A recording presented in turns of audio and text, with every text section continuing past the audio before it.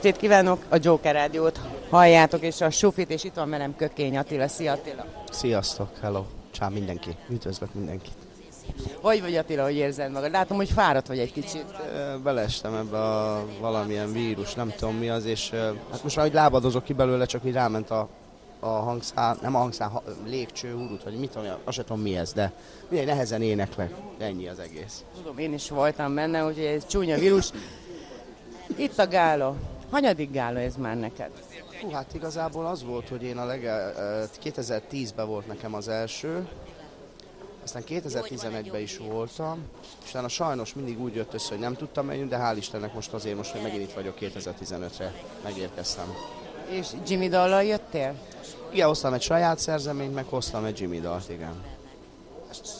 Hát stílusosan. És mikor lépsz fel a színpadra, mikor hallhatnak, vagy láthatnak a hallgatók, mert ugye a Joker Rádió élőbe is közvetíti webkamerán keresztül.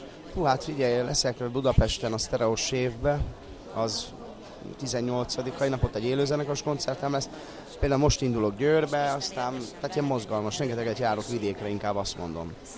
És mit mondasz most a gálára, hogy másabb, mint a többi volt?